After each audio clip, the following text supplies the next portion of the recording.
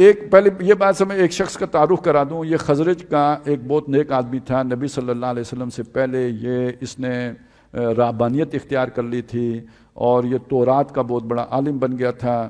اس کے گنڈے تعویذ بھی چلتے تھے, دم درود بھی چلتا تھا, اس کی شف میں شفا بھی تھی. تو یہ مدینے کے اندر اس کی مذہب کی ہٹی جو ہے نا وہ رواں دواں تھی. بظاہر درویش اللہ والا, لیکن جب نبی صلی اللہ علیہ وسلم آئے تو اس کی درویشی کا پول کھل گیا کہ اصل میں یہ درویشی بھی ساری عیاری تھی. وہ کیا ہے شیر جی کہ درویشی بھی عیاری ہے, سلطانی بھی عیاری. تو یہ درویشی دنیا داری تھی. تو یہ یعنی شہرت آپ کو مال و دولت سے بھی ملتی ہے, اور شہرت آپ کو اس سے بھی تو ملتی ہے نا جب آپ سے اس طرح کی چیزیں صادر ہو رہی ہوں کہ ان کے دم میں بڑا اثر ہے, ان کے تعویذ میں بڑا اثر ہے, اور یہ کہ وہ بڑے پہنچے ہوئے ہیں. تو اس پہ تو لوگ جتنا ہاتھ چومتے ہیں بلکہ پاؤں بھی دھو دھو کے پیتے ہیں. ایسا تو فرعون کے ساتھ نہیں ہوتا. لوگ اتنی عزت اس کی نہیں کرتے جتنی عزت ایک مذہبی آدمی کی ہوتی ہے. لہذا اصل میں اس کے اندر دنیا داری تھی, اوپر روپ جو تھا وہ سارے کا سارا مذہبی تھا. تو جب نبی صلی اللہ علیہ وسلم آئے تو یہ اگر حقیقی مذہبی ہوتا تو ان کے ساتھ شامل ہو جاتا ہے, لیکن یہ اس کے اندر ضد پیدا ہو گئی. سب سے پہلے اس نے مختلف سازشیں کی, وہ نہیں کامیاب ہوئیں. پھر یہ وہاں سے جو ہے نا نکلا, یہ غزوہ احد میں مشرکین مکہ کے ساتھ شامل ہو کے آیا. اور اس نے قسم کھائی تھی حضور کے سامنے کہ جب تک آپ کے خلاف ریزسٹنس رہے گی میں اس طرف کھڑا رہوں گا.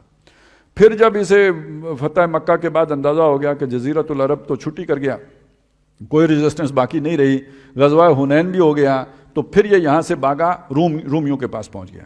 اب وہاں سے جو اس نے سازشی تانے بانے شروع کیے, تو اب یہ ظاہر ہے یہاں مدینے کے اندر اس کا ریسیپینٹ کون ہو سکتا تھا, کس کے ساتھ آ کے یہ یعنی اس کا پیغام, وہ جو میں نے بتایا نا شیطان پیغام رسانی کرتا ہے تو کوئی آگے ریسیپینٹ بھی تو ہونا چاہیے. وہ گند کون تھا, وہ منافقین تھے.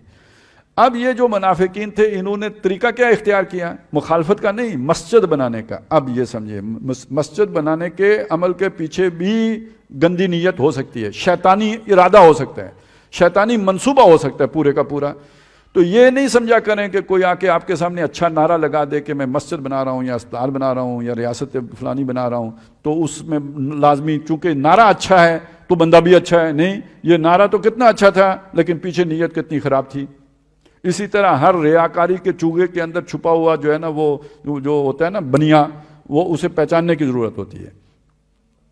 والذین اتخذوا, اچھا یہ مسجد کیوں بنا رہے تھے کہ یہ گھات لگانے کی جگہ ہوگی, یہاں بیٹھیں گا, وہ ظاہر ہے ایک مطلب مرکز بن جائے گا. تھوڑے عرصے کے بعد وہاں پہ اجتماع بھی کرنا شروع کر دیتے اور اس میں آ کے وہ شریک ہوتا چھپ کے, اور یہ ان کی جو ہے وہ لائن آف کمیونیکیشن جو ہے وہ قائم ہو جاتی. اس لیے مسجد بنانا چاہ رہے تھے. والذین اتخذوا مسجدا ضرارا, اور یہ جگہ جو تھی وہ بھی سمجھ لیں نبی صلی اللہ علیہ وسلم جب مدینے آئے تو آپ نے جس محلے میں قیام کیا تھا وہاں پہ آپ نے ایک مسجد بنائی تھی, مسجد قباء. اور آپ صلی اللہ علیہ وسلم کا معمول تھا ہر ہفتے کے دن اس محلے میں جا کے آپ 2 رکعت نماز پڑھا کرتے تھے. اس کی بڑی فضیلت بھی آپ نے بیان کی ہے. آج اسی محلے میں انہوں نے پھر یہ اپنی مسجد بنانے کی ٹھانی کہ ہم یہ علیحدہ بنائیں گے. سامنے آ کے یہ بات رکھی کہ بارش ہوتی ہے تو ہماری تکبیر اولیٰ فوت ہو جاتی ہے اور ہم وہ جماعت کی نماز میں شامل نہیں ہو سکتے, تو 27 نمازوں کا اجر جو ہے وہ کم ہو جاتا ہے, تو ہمیں آپ اجازت دیں ہم علیحدہ وہ جو ہے وہ شروع کریں. آگے باتیں یہ رکھیں, بلکہ یہ کہ اے نبی افتتاح بھی آپ فرمائیں, آپ کے مبارک ہاتھوں سے جو افتتاح ہوگا تو وہ پھر برکات ہمیشہ. اب دیکھیں پیچھے نیت کیا ہے, اوپر کیا کیسی وہ جو کہا نا بڑے پہنچے ہوئے منافق ہیں, تو اس کی ایک مثال ہے جو یہاں پہ سامنے آ رہی ہے. والذین اتخذوا مسجدا ضرارا, اور وہ لوگ کہ جنہوں نے بنائی ایک مسجد ضد پر, ضرر کی نہیں تکلیف دینے کے لیے, ضد کرنے کے لیے. وکفرا, اور کفر پر, نیت پیچھے ضد کی اور کفر کی ہے. وتفریقا بین المؤمنین, اور ایمان والوں میں تفرقہ پیدا کرنے کے لیے, پھوٹ ڈالنے کے لیے.